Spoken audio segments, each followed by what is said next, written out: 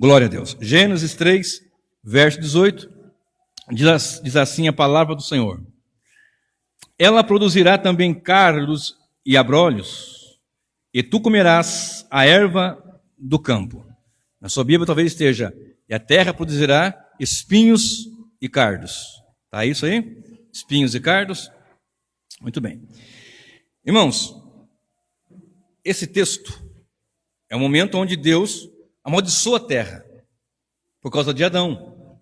Porque ele desobedeceu comendo do fruto que não era para comer. Então Deus cria o homem, você já leu comigo aqui na introdução, e Deus tira a costela do homem, faz a mulher, e os dois estão ali cuidando daquilo que Deus determinou para que cuidasse, fazendo conforme Deus assim ordenou que fizesse. Só que nós entendemos no capítulo 3, no versículo 1, que havia houve um momento ali terrível, onde a serpente, a mais astuta das alimárias do campo, enganou a Eva, que comeu do fruto e deu para Adão. E eles quebraram a lei. E a lei que Deus tinha dado era: não coma do fruto da árvore do conhecimento do bem e do mal. O jardim está aí. Árvores, frutos, etc. Vocês podem comer à vontade. Mas do fruto da árvore do conhecimento do bem e do mal, dele não vão comer. Porque o dia que vocês comerem dele, vocês vão morrer. Só que era um fruto bonito, chamava atenção. E Eva estava ali, o inimigo ali, né, naquele momento ali, usando a serpente, Satanás, o enganador. E ele chega e faz o quê? Foi assim que Deus disse. Ele sempre joga mais ou menos, para lá e para cá. A Bíblia não pode ter uma verdade de sua e uma minha. Ela tem só uma verdade, que é dela própria. E nós é que temos que nos enquadrar na verdade dela. Às vezes nós queremos colocar do nosso jeito, e não é do nosso jeito, é do jeito bíblico. Então o adversário diz assim: foi assim que Deus disse? Aí ela começa aquele momento de sedução, serpente sedutora, sagaz. E acaba dizendo: você não vai morrer não. E ela vai então come do fruto. E depois de comer do fruto dá ao seu marido, e os seus olhos são abertos. E toda tarde, pela viração do dia, a contagem do dia é da tarde para outro dia, da tarde amanhã, primeiro dia, da tarde amanhã, segundo dia, assim vai. E quando o Senhor vem pela viração do dia para falar com Adão, e é claro que Deus sabe todas as coisas, ele sabe, né, evidente. Adão, onde estás? Ouvi a tua voz ecoando no jardim e eu tive medo, porque eu estava nu e me escondi. Quem te disse que estava nu? A mulher que tu me deste. Aí chega na mulher, foi a serpente, um jogando culpa para o outro. Que é costumeiro a gente fazer isso, né? Então Deus amaldiçoou a terra, todo aquele processo, eu não vou ler aqui porque vocês conhecem que eu tenho muita coisa para falar, eu preciso seguir aqui. Então Deus amaldiçoou a terra. E diz aqui no versículo 18, eu vou ler com você novamente. Eu vou ler o 17 e vou ler o 18. E Adão disse: visto que atendeste a voz da tua mulher, ou de tua mulher, e comeste da árvore que eu te ordenara não comesses, maldita é a terra por tua causa. Em fadigas obterás dela o sustento durante os dias de tua vida. Ela produzirá espinhos e cardos, e tu comerás a erva do campo. A terra vai produzir espinhos e cardos, você vai comer da erva do campo. Queridos, o pecado, ele atingiu profundamente a humanidade. O pecado atingiu estrondosamente o ser humano. O pecado atingiu a humanidade de uma forma devastadora. Quando você olha para a Bíblia Sagrada, antes da queda, você tem uma situação que o homem, ele não tinha o pecado, ele estava isento do pecado, ele não tinha cometido o pecado. Adão tinha livre-arbítrio. Após a queda, após o momento que caiu o homem, foi quebrado ali muitas coisas, inclusive o livre-arbítrio. O homem não tem livre-arbítrio, o homem tem livre agência. Eu já expliquei algumas mensagens, mas a livre agência é assim, você tem liberdade de escolha, mas as nossas escolhas sempre vão ser para o mal. Calvino dizia assim: tudo bem que é em mim é de Deus. Todo mal que é em mim é de mim mesmo. Tudo que é ruim que está em mim é próprio meu, é próprio do ser humano, é inerente do ser humano. Mas se alguma coisa há de mim boa, é do Senhor Jesus. Se tem alguma coisa em mim, agora Isaac Morgado, alguma coisa boa, isso pertence ao Senhor, vem dele, é inerente ao Senhor. De maneira que o livre-arbítrio, as pessoas falam, nós temos livre-arbítrio. Aí fica aquela briga, tem livre-arbítrio, não tem livre-arbítrio, até que tem, eu que escolhi, eu deixei de escolher. Veja bem, se nós temos livre-arbítrio, nós podemos escolher, então eu lhe faço um desafio a escolher não pecar. Tente não pecar. Não? Se alguém disser que consegue não pecar, já está pecando com a mentira. E o João 44 nos informa que o diabo é o pai da mentira. Então, o livre-arbítrio foi atingido, nós temos livre agência. E em outras ocasiões eu quero explicar com mais profundidade sobre isso. Agora, diz o texto que a terra ia produzir espinhos e cardos. Cardos e abrolhos, espinhos e cardos. Quando você olha, a partir da queda, as coisas são atingidas, tanto o ser humano quanto a natureza. São atingidas profundamente. Tanto que Deus amaldiçoou a terra, por causa da atitude de Adão. A terra agora não vai produzir só mais o fruto. A uva, a maçã, o figo, o milho, o feijão, vai produzir espinhos e cardos. E o que são espinhos e cardos? Espinho é fácil. Você conhece espinho? Tem um espinho. Eu não sei se vocês já pescaram, foram caçar, ou foram para o mato, às vezes andar, pegar algum remédio de mato. Tem um espinhozinho chamado arranha-gato. Vocês conhecem? Fininho, igual isso daqui, ó. Conhece, irmão? Aquilo gruda na gente, machuca, arranha mesmo, porque chama arranha-gato. Tem espinhos grandes, por exemplo, do limoeiro, aqueles espinhos grandes. Tem outros tipos de espinhos, fortes, duros. Tem aqueles da rosa, que são acúlios, na verdade, aqueles espinhos que quebram da rosa, são acúlios, é um tipo de espinho. Enfim, nós temos então espinhos e cardos. O que aconteceu? O pecado atingiu, a queda do homem, o pecado atingiu profundamente o homem, a natureza, o ser humano, de uma forma estrondosa. Houve um desarranjo, houve um desajuste. A terra vai produzir o quê? Frutos, que vai alimentar o ser humano. Agora vai produzir espinhos e vai produzir cardos. Então espinho está fácil. Espinho, o que são cardos? Ervas daninhas, ervas venenosas, ervas que causam dano. Então a plantação agora, o homem vai lavrar a terra, do suor do seu rosto vai comer com maior dificuldade, assim por diante, a mulher vai ter dores no seu parto, e assim aumentarei grandemente a tua conceição, etc. e tal. E quando você olha para o texto, para a Bíblia Sagrada e para a história, você vê que agora o homem tem um alimento. Deus sustenta, a graça comum do Senhor está ali. Deus nos dá o alimento. A chuva que está descendo agora, por exemplo, rega a terra e a terra produz. Glória a Deus. Tanto o servo de Deus quanto o ímpio vão comer do fruto que a terra vai brotar. Mas agora tem espinhos e cardos. Em Romanos 3, 23, diz a palavra do Senhor que todos pecaram e destituídos estão da glória de Deus. Romanos 5,12 diz, por um homem entrou o pecado no mundo e pelo pecado a morte. E a morte passou a todos os homens, por isso todos pecaram. Então todos os homens estão debaixo do pecado. A humanidade pecou. Quando o representante da raça pecou, a humanidade pecou. Então guarde bem isso, o homem nasce morto em ofensa e pecado. Por mais digno, mais decente, isso chama-se graça comum. A graça comum é aquela que faz com que o homem não faça tanto mal quanto ele pode fazer, e que homens que não são salvos, que são ímpios, por não estarem em Cristo, consigam ser pessoas boas, honestas, decentes, bom pai, marido, bom amigo, bom vizinho, patrão, empregado. No entanto, sem Cristo, sem salvação. Ele pode ser uma pessoa de qualidades, mas sem Cristo não há salvação. Então esses espinhos e cardos, os espinhos ferem, e os cardos, eles fazem o quê? Eles causam dano ao plantio, às culturas plantadas, e ao ser humano, caso o ser humano coma desses cardos, ou use-o misturado em alguma coisa. Então isso daí não era para ter na terra, já que você vai entender porque eu estou falando dessa situação aqui de espinhos e cardos. Queridos, por falar em planta, que causam males, o Senhor deu uma ordem para o homem. Olha comigo em Gênesis 1, 28 e 29. Gênesis 1, 28 e 29, diz assim o texto sagrado. E Deus os abençoou e lhes disse, sede fecundos, multiplicai-vos, enchei a terra e sujeitai-a, dominai-a sobre os peixes do mar, sobre as aves do céu, sobre todo animal que rasteja pela terra.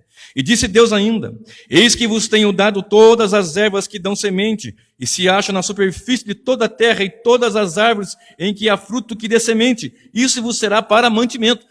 Tudo isso aqui vocês vão poder comer, dos frutos, do que vai brotar, vai plantar, a chuva vai regar, vocês podem comer. Sujeitem a terra, dominem sobre ela, dominem sobre as aves, dominem sobre os peixes, sujeitem a terra, dominem a terra, dominem os peixes na água, dominem as aves no céu, dominem os animais no campo, dominem as plantas que brotam do chão. Sujeitem a terra.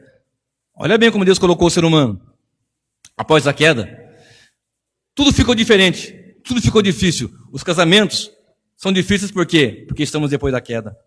Criar filhos e criar nossas famílias está mais difícil porque estamos depois da queda. Fazer nossas vidas, nossos negócios, nossos comércios ficou difícil porque a corrupção, a mentira, o engano, as políticas são terríveis. Por quê? Porque nós estamos falando a partir da queda.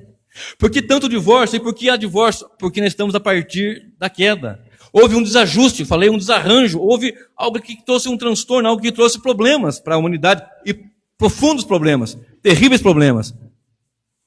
Então nós temos aqui o homem que é para dominar a terra e dominar as plantas, e tem planta que domina o homem. Não tem planta que domina o homem? A cocaína, por exemplo, é uma planta, e ela domina o homem. Aguardente, cachaça, é uma planta, vem da cana-de-açúcar, por exemplo. Se você olhar pessoas aí que vivem e não conseguem viver sem maconha, quando eu era criança, todos os meus amigos, se eu falar isso agora, eles vão saber se você estiver ouvindo a mensagem, né? As mães dele, pelo menos. Todos os meus amigos eram maconheiros. As mães dele, se ouvir a mensagem, vai saber, né? Ah, amigo, todos. Muitos, a maioria deles são cristãos hoje, graças a Deus. Deus fez uma linda colheita na nossa juventude, nossos meus amigos. Alguns pastores, alguns pregadores, enfim. Mas eles, um dia um amigo meu, o Jacaré, que de onde eu venho, todo mundo tem apelido. Inclusive eu, mas não vou contar. E esse meu amigo, eu estava com outro amigo que era meu amigo, vou falar o nome dele aqui, e ele chegou e ele estava lá sentindo um cheiro, que negócio, eu quero, ele uma bituquinha assim, ele que pagou um dinheirão, mas está pagando cada aquilo ali, eu sempre que andava com eles, eu quero, dominado. A planta domina o homem que foi feito para dominar, sujeitar a terra. A cocaína, que é uma planta, domina, a aguardente domina, a maconha domina, e outras coisas mais, outros entorpecentes dominam. Espinhos e cardos que vieram trazendo males físicos, psicológicos, na alma e no coração. Deus colocou o homem para ser aquele que estivesse cuidando e cultivando, então depois da queda as coisas se complicam, espinhos e cardos nascem. Tem pessoas que nascem num lar cristão e têm uma dificuldade muito grande em muitas situações, em muitas áreas, homossexualismo, e não conseguem entender. E nós não podemos bater. Temos que falar que é pecado, que se o homem não se converter vai para o inferno, mas temos que trabalhar com cuidado e com carinho, com amor, entender cada caso, porque cada caso, muitas vezes, tem uma história diferente, muito da outra. Eu conheço pessoas, por exemplo, que chegaram em mim, que eu cuidei na igreja e falei, pastor, eu nunca senti atração pela pessoa do sexo oposto. É um cardo na sua alma, é um espinho na sua vida. Algo que lhe incomoda, algo que lhe trouxe... E há pessoas que eu conheço que são cristãs e que não têm atração pelo mesmo sexo, mas eles fizeram o que a Bíblia ensina. Confesse seus pecados, deixe seus pecados, arrependa os seus pecados, confessa Jesus, tome essa cruz, negue-se a si mesmo e segue a Jesus. Tem que negar a si mesmo. Há casos tremendos, há casos terríveis, que eu não quero falar hoje aqui, que eu quero fazer uma outra mensagem com mais profundidade. O pecado é pecado em qualquer instância. Se nós deixamos o pecado, aquele que confessa e deixa, alcança a misericórdia. Mas aquele que encobre os seus pecados, jamais alcançará a misericórdia. Quem confessa e deixa, alcança a misericórdia. Mas aquele que encobre, jamais. Jamais. João 9, verso 1, havia um rapaz cego sentado assim num lugar, passando o Senhor Jesus com os seus discípulos. Perguntaram para o Senhor Jesus, quem pecou? Ele ou os pais dele, para que ele nascesse assim? Um jovem cego de nascença. Quem pecou? Porque às vezes, eu vou voltar a falar do homossexual aqui, às vezes a pessoa olha e fala assim, tinha até um programa humorístico, que o pai de uma pessoa que fazia um papel de homossexual dizia, onde foi que eu errei? Eu trabalhei com um rapaz na minha área da enfermagem, e um rapaz num trabalho particular que eu fazia, ele me contou, olha, nunca fui violentado, nunca fui agredido, não fui criado no meio de um monte de irmãs, de mulheres, eu tenho irmão policial, eu tenho irmão que é segurança, nunca fui e eu nunca me entendi. Você não nasceu assim. Mas há um dado momento que na sua consciência ali, o maligno está aí, o inferno está atuando aí. Uns vai para um lado, outro vai para outro. Então não é o meio que influencia, o mundo jaz no maligno. O mundo jaz no maligno. E tem uma frase que você precisa entender, que se o maior pecador que você conhece não for você, alguma coisa está errada. Porque às vezes nós queremos apontar o outro como maior pecador do que eu. Mas se eu não entender que eu sou o maior pecador que eu conheço no planeta Terra, então alguma coisa está errada. Eu sou um pecador. Independente da conduta que você viveu, que vive, nós somos pecadores. E precisamos de alguém que solucione os pecados. O pecado atingiu, como eu falei, os casamentos. O pecado atingiu as famílias. O pecado, espinhos e cardos. Olha quantos espinhos e quantos cardos da humanidade. O homem saudável no Éden, com tudo de bom, hoje tem doenças. Hoje tem pestilências, hoje desde sempre, depois da queda, né? Entrou a morte, e as doenças foram surgindo e aconteceu, e está acontecendo cada vez mais, e as coisas não estão estão indo de mal a pior, mas que nós que estamos em Cristo temos uma esperança viva, e vamos falar daqui a pouquinho sobre isso. Jesus veio para resolver esse problema do pecado. João, capítulo 1, 1 João, capítulo 1, verso 1 João, capítulo 3, verso 8. A parte final do versículo diz: para isto se manifestou o Filho de Deus, para desfazer as obras do diabo. Então, se a pessoa vive no homossexualismo, Jesus pode desfazer essa obra do diabo. Se a pessoa vive submersa na bebida, no álcool, na cocaína, na maconha, em algum outro tipo de entorpecente, Jesus veio para desfazer essa obra do diabo. Se a pessoa está ali numa situação que ele não consegue, porque tem homens que eles são levados para a promiscuidade, para a prostituição e para o adultério, e é uma coisa terrível. Jesus veio para desfazer as obras do diabo. 1 João 3,8, a parte final do versículo. Para isto se manifestou o Filho de Deus, para desfazer as obras do diabo. Quem é que pode na sua vida e na minha vida desfazer as obras do diabo? Jesus Cristo. Quem é que me arrancou do candomblé, da umbanda, da quimbanda, da magia wicca, daquele monte de imundícia que eu andava? Jesus Cristo. Quem é que livra o homem, como eu conheço pessoas que ele conta, eu fui homossexual, mas não é possível, não tem trejeito nenhum. E outros até têm, mas são libertos pelo sangue do Cordeiro. Por quê? Porque Jesus veio para desfazer, destruir as obras do diabo. Então o pecado atingiu terrivelmente, e aí cardos e espinhos se levantaram de uma forma terrível. Em Lucas 19, versículo 10, o Senhor falando para Zaqueu, ele disse: porque o Filho do Homem veio salvar o perdido. A sua versão talvez esteja o que se havia perdido. A minha versão diz: o que havia perdido, Jesus veio salvar o perdido. Então, se você é perdido, é para você que Jesus veio. Se você e eu somos perdidos, ou fomos perdidos, nós fomos alcançados por Ele. Ele veio realmente, justamente, por estes. O pecado foi algo assim que atingiu, a queda atingiu profundamente, e precisava de uma solução gloriosa, portentosa, terrível, para libertar o homem do cativeiro, para colocar o homem numa situação de vitória, de bênçãos, porque as pessoas pensam que vitória é estar com carro zero todo ano, trocando 2, 3 chácaras, casa na fazenda, casa na montanha, casa em Nova York, casa não sei em Miami. Não. A maior vitória, meu amigo, é nós estarmos em Cristo, libertos do império das trevas. Colossenses 1, verso 13.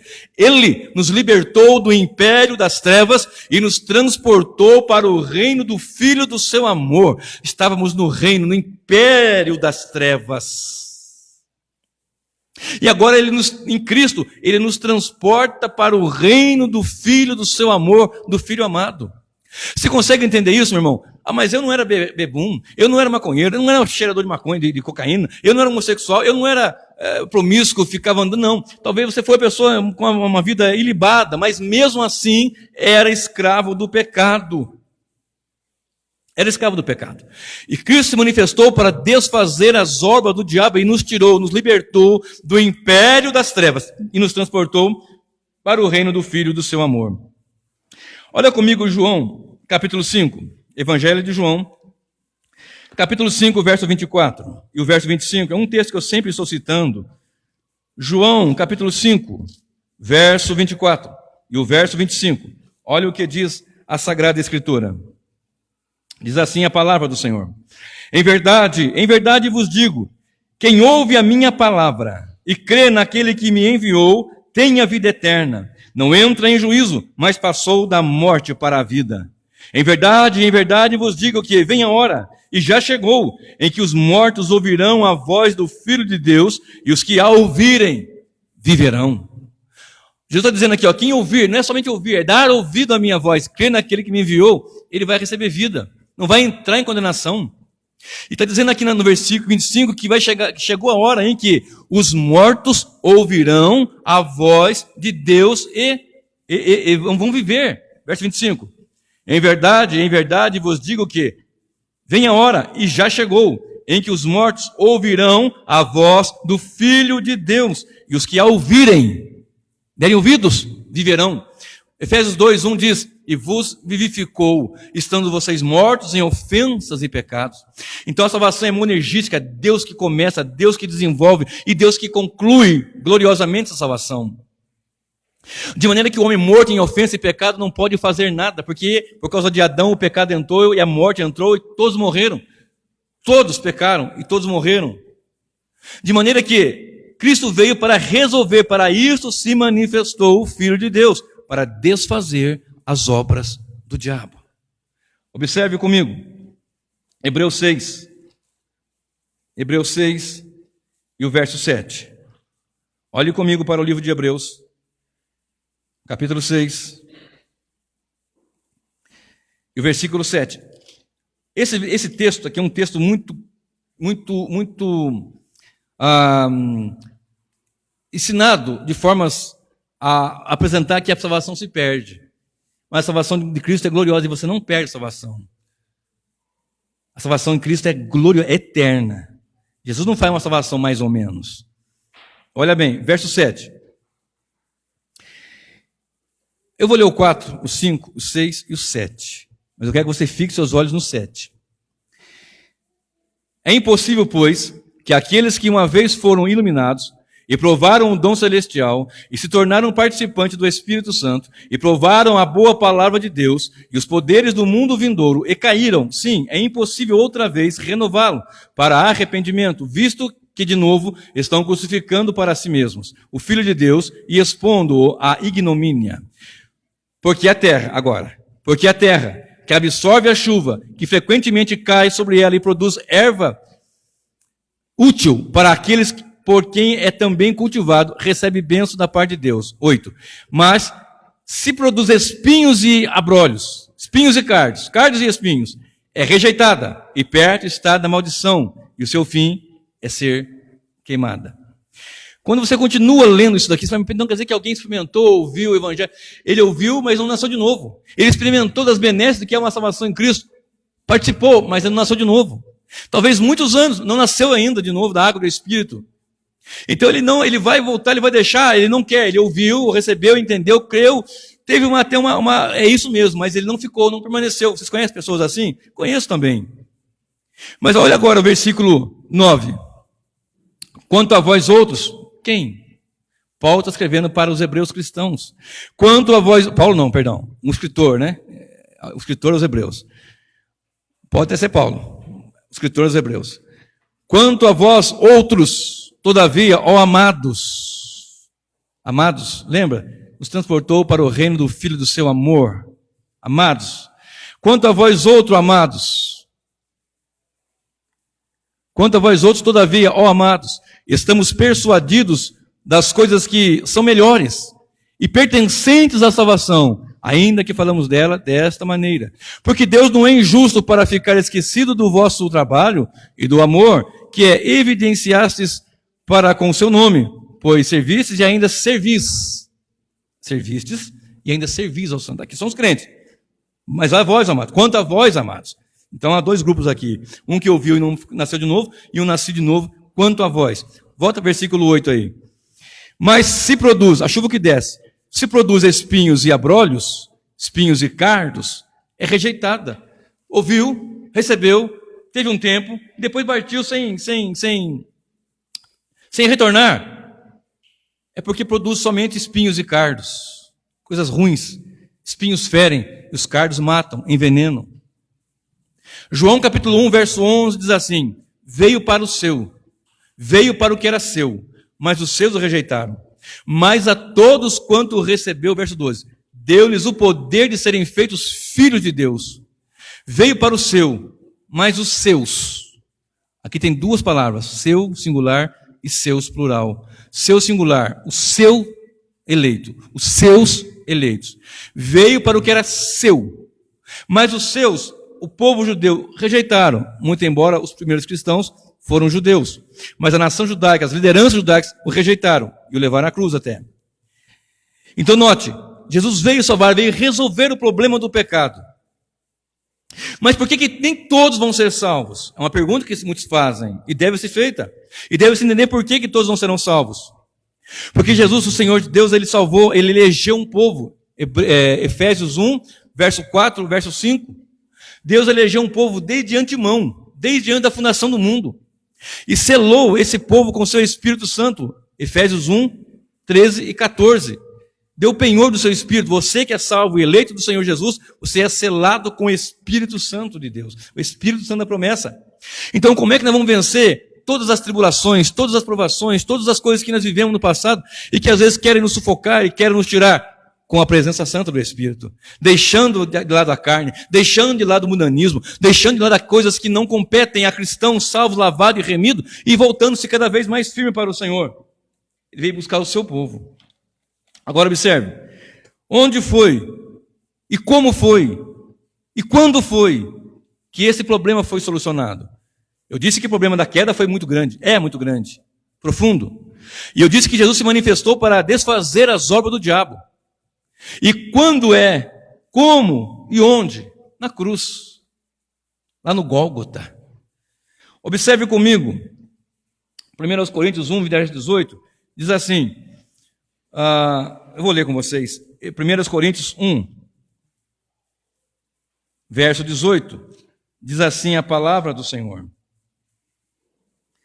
Certamente, a palavra da cruz é loucura para os que se perdem, mas para nós, que somos salvos, poder de Deus. Então a pregação da cruz para muitos que se perdem é loucura. Pregação da cruz, negócio de cruz aí, rapaz. Um homem morrendo, vocês vão ver pessoas falando isso. Você, se for para a faculdade está, uma linguagem do caipira, né? Está empesteada de uma cultura marxista, o marxismo cultural. E as faculdades e os seminários, muitos deles estão entrando com liberalismo, a teologia liberalismo, que vão colocar a Bíblia como que contém a palavra, mas não é totalmente a palavra, e vão começar a colocar uma série de situações que não glorificam a Deus. E as pessoas às vezes falam, mas se meu filho for para a faculdade, ele vai se desviar, vá, se encha do poder, se encha do Espírito Santo, você é salvo, você é eleito, você é selado com o Espírito Santo. Quando estiver lá, proclame a Cristo, fale de Jesus. O irmão Célio, nosso amigo diácono Célio, que esteve conosco por mais de ano, ele estava numa faculdade, e nessa faculdade, ele com quase 70 anos, no meio de muitos jovens, e que zombavam dele, que professores zombavam dele, mas durante os 3 anos na faculdade, ele disse que Jesus era o Senhor, e não se abaixou, e não se curvou, e esteve ali anunciando a palavra do Senhor Deus, testemunhando que Jesus é o Senhor. Então, nós temos que entender isso, não ter vergonha do Evangelho, porque o Evangelho é poder de Deus. E a solução está onde então? Na cruz. Leia comigo, 1 Pedro, capítulo 2. 1 Pedro, capítulo 2, e o verso 24, diz assim a palavra do eterno, santo e maravilhoso Deus. 1 Pedro, capítulo 2, e o verso 24, que diz assim, carregando ele mesmo. É bom você pegar sempre o 21, que começa um parágrafo, né? Mas eu vou correr com o tempo, vou pegar o 24 aqui. Carregando ele mesmo, quem? Cristo, carregando ele mesmo em seu corpo, sobre o madeiro, os nossos pecados, para que nós, mortos para os pecados, vivamos para a justiça, por suas chagas fostes sarados.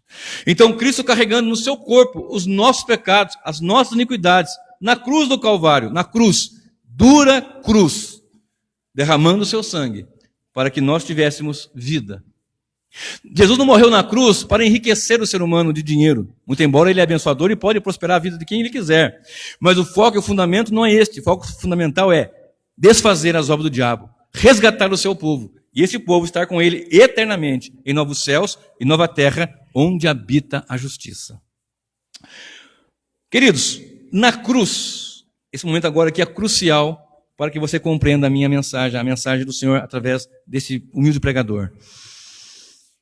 Na cruz, nós vamos encontrar alguns elementos, ou os elementos, de alguma forma, em alguma medida, que estavam lá no Éden, quando da queda do homem. Quando você olha para a cruz, você vai enxergar espinhos, sim ou não?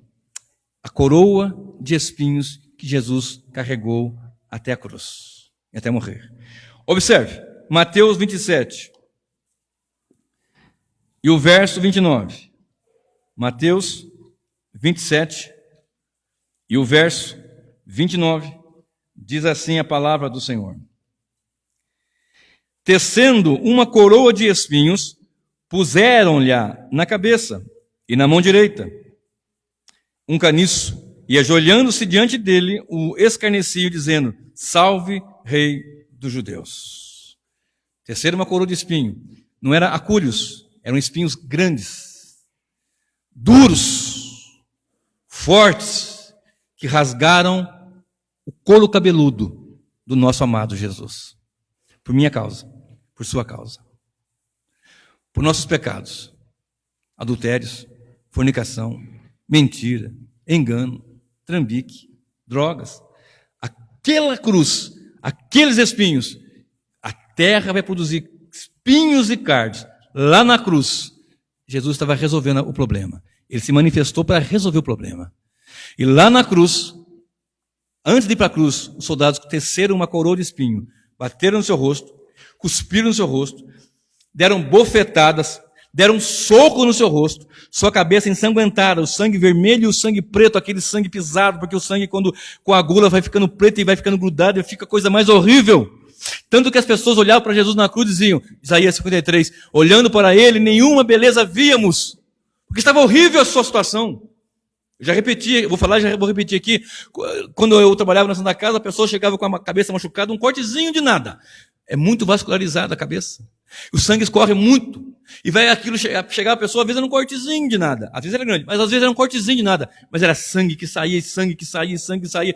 E fica tudo preto. Aí você vai, nós como técnico de enfermagem, íamos com água oxigenada, limpávamos. E aquilo ficava com outro aspecto. Depois passava ali um soro fisiológico, você olhava assim, estava machucado, estava ferido, estava cortado, mas tirou aquela coisa. Mas lá não tinha isso não. O que tinha nele era sangue vermelho, sangue coagulado preto, escarro, soco e tapa, espinhos que a terra brotou por causa da maldição que recebeu por conta do pecado do homem. Na cruz, resolvendo os espinhos. Foi sobre eles os espinhos. Se você também ler em Marcos 15, 17 e João 19, 2, vai achar as mesmas referências do espinho. E os cardos, as ervas daninhas, ervas venenosas. Preste bem atenção. Abra comigo a sua Bíblia, aí em Mateus 27, e o verso 33. Olha comigo. Mateus 27, e o verso 33. E chegando a um lugar chamado Gólgota, que significa lugar da caveira, deram-lhe a beber vinho com fel, mas ele, provando, não o quis beber. Depois o crucificaram, repartindo entre si as suas vestes, tirando sorte, e assentados ali o guardavam. Eu vou parar aqui. Eu vou repetir só o versículo anterior, o 33. E chegando a um lugar chamado Gólgota, que significa lugar da caveira, deram-lhe a beber vinho com fel, mas ele, provando-o, não o quis beber. Vai comigo agora para Marcos 15, só um pouquinho à frente aí. Marcos 15, verso 22. Marcos capítulo 15, verso 22, diz assim a palavra. E levaram Jesus para o Gólgota, que quer dizer lugar da caveira. Deram-lhe a beber vinho com mirra. Ele, porém, não tomou. Então o crucificaram. Repartiram entre si as vestes dele, lançando-lhe sorte para ver o que levaria cada um. Queridos, aqui é o momento que Cristo é levado para o Gólgota. Chegando ao Gólgota, você vai ver essas cenas que nós lemos em Mateus 27 a partir do verso 33, e Marcos 15, a partir do verso 22. Em Mateus, você vai ler assim, ó, chegando ao lugar, e logo em Marcos, levando ao Gólgota. Chegando ao Gólgota, olha bem, presta bem atenção no que eu vou falar. Chegando ao Gólgota, lhe ofereceram vinho e fel. E em Marcos diz, vinho e mirra. Preste atenção para você entender o sermão. Esse composto, o vinho aqui, na verdade, era um vinagre. Era um vinho de péssima qualidade. Era um vinagre mesmo. E não pense no vinagre como o vinagre que nós temos para salada. Era um vinagre que eles usavam para fazer a antisepsia. Ou usava como um desinfetante mesmo. Ok? No Gólgota tinha um lugar, eu pesquisei, eu falei há poucos dias aqui, e pesquisei em outras fontes também, que havia o banheiro do soldado, que eram mortas pessoas sempre, todo dia, sempre, não sei se todo dia, mas sempre. Então tinha que ter um banheiro, para que os soldados usassem o banheiro. E nesse banheiro tinha o quê? Aquele banheiro, como de roça. Vocês já viram aquele banheiro que tem uma casinha com um buraco no chão? Mais ou menos daquele jeito lá. E tinha ali um vaso com vinagre, onde eles pegavam uma esponja de sopo ou de uma outra planta, porque o sopo, ele às vezes, quando você estuda diligentemente, você vê que não era só uma planta que era chamada de sopo. Então era uma planta que servia como uma esponja mesmo, uma bucha, uma esponja. Não tem essa bucha que a gente usa, né? Aquela grandona assim. E eles pegavam, usavam, faziam as suas necessidades fisiológicas, entendam? E pegavam daquela esponja, passavam no vinagre e faziam a sua higiene como papel higiênico. Ficou claro? E ficava lá. Aí vinha outro, usava aquele vinagre. Imagina a imundícia que era. Muito bem. Observe comigo. Então o vinagre, era esse vinagre, não como nós temos para fazer nossas saladas. Perfeito? Beleza. Em Mateus nós lemos vinagre com fel. E em Marcos, vinagre ou vinho com mirra. Esse fel era uma planta venenosa, uma planta com frutos amargos. E a mirra também tinha essas propriedades amargosas e ela também era um tipo de um entorpecente. Então, por que às vezes fala que é vinho e mirra, outros falam vinho e fel? Porque a planta que predominava nessa mistura era mais a mirra. Então, ela ia em maior quantidade. Eram algumas plantas que faziam essa espécie de fel amargo, muito amargo. Presta bem atenção. Quando Cristo chega, antes de crucificá-lo, eles dão para ele essa bebida. E ele não toma.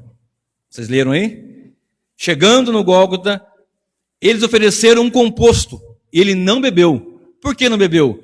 Porque era um composto que também era entorpecente. O que acontecia? O que queria ser feito com aquilo? Queriam que a dor fosse amenizada. Com duas situações. Eles podiam judiar mais ainda e a pessoa aguentar mais ainda. Só que Cristo não tomou aquela bebida porque era uma bebida entorpecente. E ele sendo um ser santo, não ia usar de entorpecente. E sendo que veio fazer o que ele veio fazer, resolver o problema do pecado, ele estaria ali sofrendo toda a dor, sem mascarar a dor. O que faz? Eu esmaguei meu dedo está aqui preto. Esmaguei na porta ontem do carro. Eu fiz medicação, está doendo ainda, mas estou suportando a dor porque estou sob efeito de medicações. Analgesia. Estou sendo ministrado de analgesia, para aguentar a dor do meu dedo aqui. Mas lá na cruz não tinha analgésico. E deram para ele um entorpecente, um composto de mirra, com fel, um vinagre, para que tivesse o quê? Menos dor. Para que veio aquelas plantas? Para atrapalhar a produção. Para que servia os espinhos e os cardos no campo? Para atrapalhar para a produção. Vocês sabem que quem trabalha na roça, quem já trabalhou, sabe que tem plantas que são verdadeiras pragas. Quem planta cacau na Bahia sofreu muito com aquela, em Ilhéus ali, com aquela vassoura de bruxa. Tem muitas plantas que destroem, muitas pragas, plantas, né, daninhas, ervas, que destroem as plantações, que atrapalham o plantio, o cultivo. E naquele momento era para atrapalhar o que Cristo estava fazendo. Não vai sofrer tanta dor, não. Toma aqui. Era comum fazer isso. Dessas plantas que nasceram, espinho na sua coroa, e desses cardos na bebida que deram para ele tomar. Observe, ele não tomou, ele não bebeu. Ele foi sofrer toda a dor necessária para a minha e a sua salvação. Preste bem atenção agora aqui. A Bíblia nos informa, em João 12, verso 24, Jesus disse: se o grão de trigo não cair na terra e não morrer, não produz frutos. Mas se ele morre, produz muitos frutos. Tipologia de Cristo como grão de trigo. Ele não estava ali para não sentir dor. Ele estava ali justamente para sentir dores. Ele não bebeu esse composto que era um entorpecente, que amenizaria a dor. Ele estava ali para sofrer as minhas dores e as suas dores. Por causa dos nossos pecados. Por causa das nossas transgressões. Para resolver a situação que houve com o homem, da queda do homem, que o homem é herdeiro dessa queda. Foi imputado no homem, guarde isso, foi imputado no homem o pecado de Adão. Agora observe. Quando você olha para a palavra do Senhor, você vai enxergar, você vai conhecer e você vai entender algumas situações. Porque o sopo, na verdade, ele não foi colocado, o sopo, na verdade, ele não estava misturado. O sopo era se você vai ler o caniço e vai ler uma vara de sopo, onde ele colocou a bucha na ponta, ou a esponja na ponta, e molhou e chegou até a boca de Jesus, lá na frente.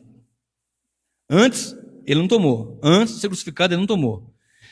Nos minutos finais da sua vida, nos minutos finais, olha bem, preste bem atenção comigo, lá em João 19, verso 28. Abre a sua Bíblia aí, se você tiver. 19 de João e o verso 28, isso aqui é crucial, fundamental para entendermos essas duas situações. Ele não bebeu a primeira bebida antes de ser crucificado, depois foi crucificado. No final, ele foi crucificado às 9 da manhã e entregou seu espírito às 3 da tarde, 6 horas na cruz. Nos minutinhos finais, irmã Eni, ele disse assim, João 19, verso 28. Depois, vendo Jesus, tudo já estava consumado para se cumprir as Escrituras, disse, tenho sede. Depois disse Jesus, depois de ver que tudo estava ali concluído, ele disse, tenho sede.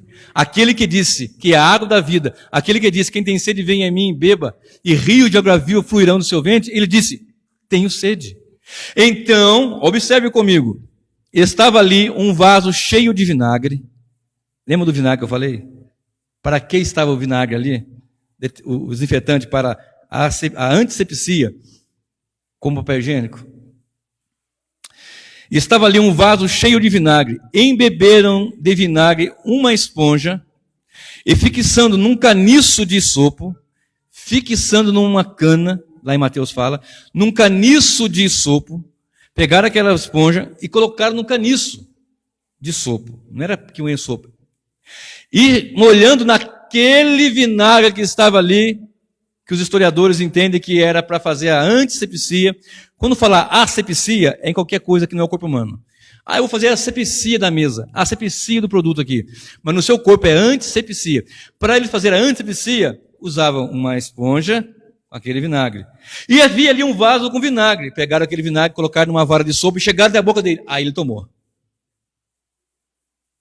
A primeira bebida, o entorpecente não. Mas aquela ele tomou. Vamos ler? Estava ali um vaso cheio de vinagre.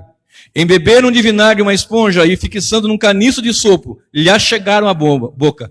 Quando, pois, Jesus tomou o vinagre, não o entorpecente, agora que é só o vinho ruim, vinagre, o vinho ruim, o vinagre, disse, está consumado. E inclinando a cabeça, rendeu o espírito. Quando você olha para a palavra do Senhor, lá no livro de Mateus 26, verso 29, Jesus diz assim, na primeira ceia, na última Páscoa, logo depois da Páscoa, ele institui a ceia, e ele fala assim, olha, não beberei do fruto da vide, não beberei novo, até que venha no reino de meu Pai. Não vou beber esse novo vinho aqui. E eu preguei uma mensagem, está no meu canal, e a mensagem chama-se Os 3 Jejuns de Jesus. E eu falo justamente sobre essas situações. E Cristo bebeu com os discípulos, bebeu com o povo, e depois disse, não beberei até que eu venha beber novo no reino do meu Pai, na ocasião da sua volta com sua igreja e com seus servos, e assim por diante. Mas aqui ele bebeu um vinagre, um vinho de péssima qualidade. Lá em João 2, ele transforma água em vinho, e este vinho de péssima qualidade era servido logo tão numa festa de casamento, as pessoas bebiam um bom vinho, ficavam embriagados, agora serve o vinho ruim. Já está bêbado mesmo, só para manter o teor alcoólico aí no povo aí. E depois serve o vinho ruim. No entanto, nessa festa acabou o vinho, e Jesus vai e transforma água em vinho, os irmãos conhecem a passagem bíblica, de maneira que alguém reclama, peraí, primeiramente se serve o vinho inferior, superior, depois o inferior. Fez o contrário aqui, o vinho novo aqui é melhor. E Jesus disse assim, olha, eu vou beber com vocês um vinho novo, mas não agora, aqui não bebo mais. Ele veio, ressuscitou, esteve com os discípulos, comeu peixe, comeu mel, comeu pão, mas não bebeu mais o fruto da vide. Mas depois da ceia, no Gólgota, ele ainda bebeu deste fruto, desse vinagre, que também é de uma planta. O fruto da vide é uva. Mas ruim, estragado, de péssima qualidade. Tenho sede. E tendo bebido, ele disse, tetelestai, está consumado. Queridos, no Éden havia uma árvore, e no Gólgota tinha uma cruz de madeira de árvore. No Éden houve desobediência, e na cruz houve a obediência. No Éden houve morte, e na cruz houve vida. No Éden o fruto proibido, e a partir da cruz, fruto de justiça. Para eu concluir aqui com vocês, queridos, espinhos e cardos, todas as mazelas da humanidade, todas elas se resolvem somente em Cristo. O psicólogo, ele pode aliviar a culpa do pecado, mas ele não pode remover o pecado. Há pessoas que vão no psicólogo e falam, eu nasci assim, aquela síndrome de Gabriela, eu nasci assim, e ela vai dizer, não, você é assim mesmo, não. Eles vão te tirar de você, com habilidade, o sentimento de culpa, mas não vão tirar a culpa. Vão tirar o sentimento de culpa. É mesmo, mas não vão tirar a culpa. Esse problema todo se resolve em Cristo. Espinhos e cardos, sofrimento terrível. Houve 3 imputações das quais eu falei aqui. Houve a imputação do pecado de Adão na humanidade. Romanos 5,12. Por um homem entrou o pecado no mundo, pelo pecado a morte passou a todos os homens, por isso todos pecaram. Houve também a imputação da justiça de Cristo nos eleitos. 2 Coríntios 5,21. Aquele que não conheceu o pecado, Deus o fez pecado por nós, para que nós fôssemos feitos justiça de Deus. Ainda que tivéssemos feito o que fosse, ou fazendo o que é, em Cristo há perdão, e há mais que perdão, há justificação. Alguém comete um delito, vai preso. 10 anos é a condenação dele.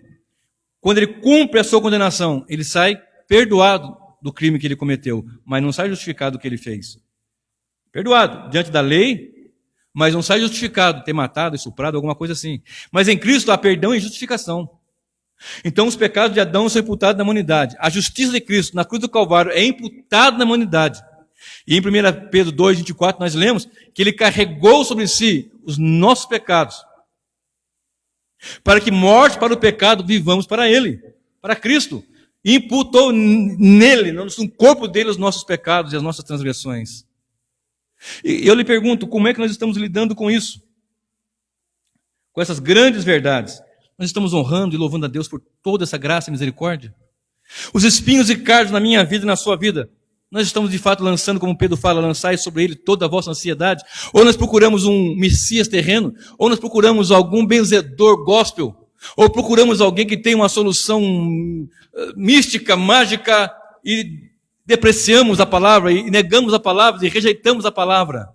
Ou nós honramos a palavra e dizemos, o Cristo da cruz, ele é o que resolve meus problemas todos. Porque ele disse, está consumado. Observe, quando você olha para a palavra do Senhor, você aprende muitas coisas. Eu quero ler com você, para nós irmos aqui encerrando, nessa minha aplicação, relembrando, 1 João 3,8, que diz a parte final, para isto se manifestou o Filho de Deus, para desfazer as obras do diabo. Olha bem, Hebreus 10, e o verso 28, que diz, Sem misericórdia morre pelo depoimento de 2 ou 3 testemunhas. Não, é 9:28, perdão. Acho que eu errei aqui, peraí. Hebreus 9, 28. Assim também Cristo, tendo-se oferecido uma vez para sempre para tirar os pecados de muitos, vou repetir a parte A aqui. Assim também Cristo, tendo-se oferecido uma vez para sempre para tirar os pecados de muitos, então não são todos, esses muitos são os eleitos, aparecerá segunda vez sem pecado aos que aguardam para a salvação. Olha bem aqui.